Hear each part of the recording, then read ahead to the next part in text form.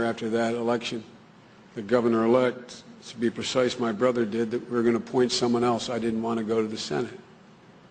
And it was your brother who came to see me to tell me that I owed it to my deceased wife and my children, at least to be sworn in and stay for at least 6 months. And when I got to the Senate,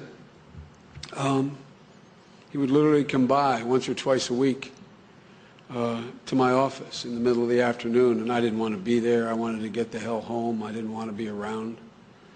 And John, he took me for the first time I ever went to the Senate gym. He'd come by and he'd take me to the Senate gym. I'll never forget the first time he took me. I hadn't met any of these famous players. I got sworn in late compared to the other senators. I'll never forget walking into the Senate gym and him introducing me to Senator Jack Javits and Warren Magnuson, both of whom were stark naked when I met them. And I remembered, oh my God, Senator, how are you?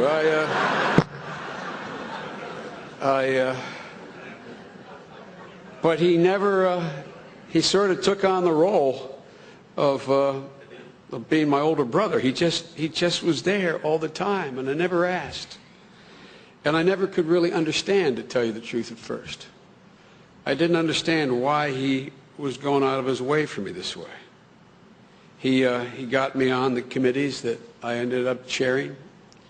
He was sort of my tutor, sort of exposing this kid from Scranton to a world that I had never seen and didn't fully understand. I used to go home every night in the beginning. I went home every night for 36 years, but I went home every night as soon as scent was out. And I never once accepted any invitation in Washington, not out of a desire not to be in Washington. I just wanted to get home. After one afternoon, Teddy came to my office and said, Joe, look, I got to give you a piece of advice. He said, I got a call from Pamela Harriman. This is the 4th invitation you've gotten from Governor Harriman to come to one of his dinners. Now, I didn't know enough to know that that was a big deal. I really didn't. I honest to God didn't. And he said, Joe, you've got to go.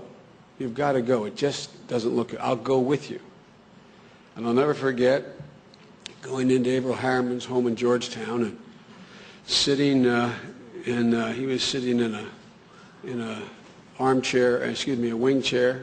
I was on a couch next to the chair nearest Averell Harriman. Teddy was next to me. Henry Kissinger was across from me, and Paul Warnke, both arms control experts.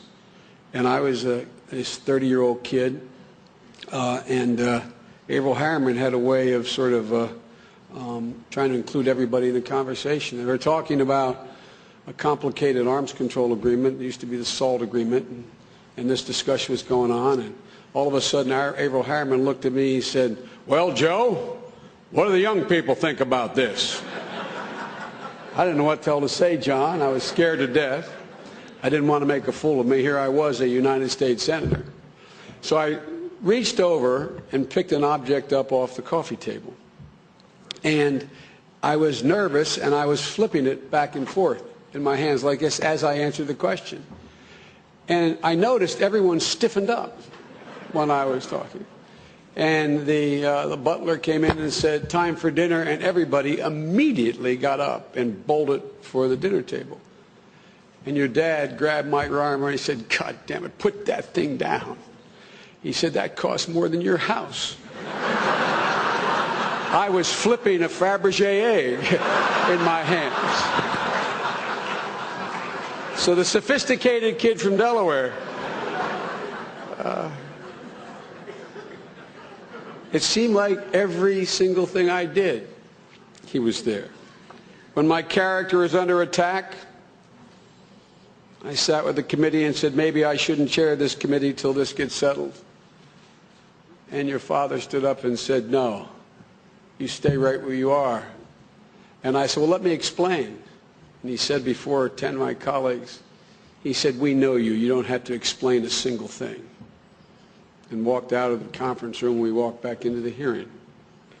You have no idea what that meant to me at that moment, because my character had never, ever, ever been questioned.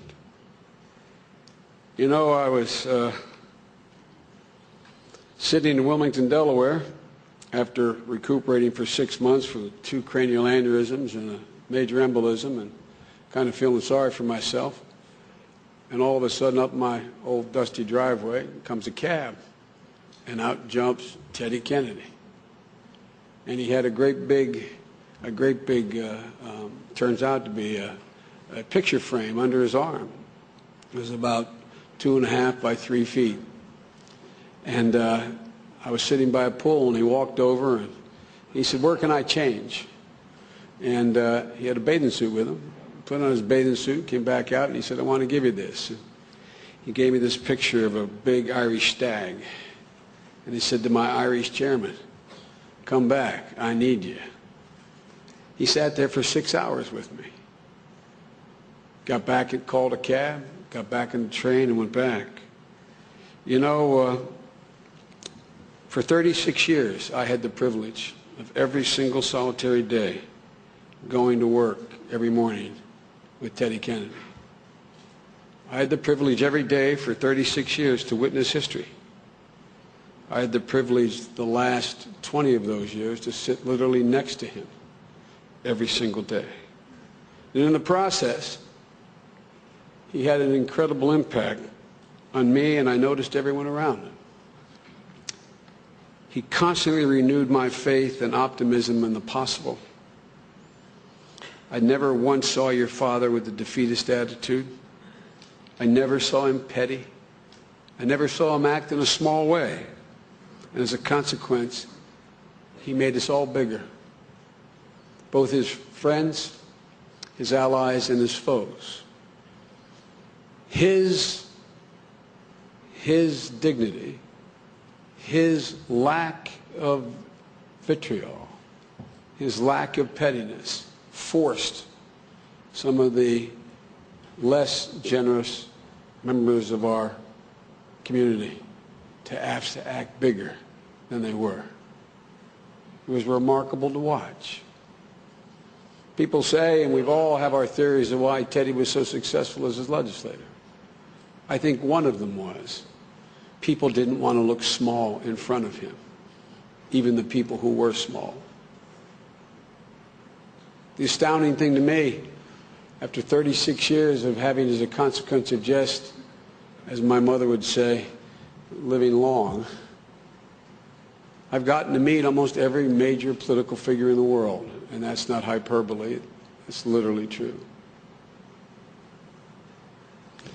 And your father was one of the few who I ever met that at the end of the day, it was never about him. It was always about you. A truly remarkable character trait. So many others, when it got down to the end, it was about them, not about others. With Teddy, it was never, ever about him. The interesting thing to me is that I think the legacy of Teddy Kennedy, and it's presumptuous of me to say this because who am I to judge, but I think the legacy of Teddy Kennedy can be measured in no small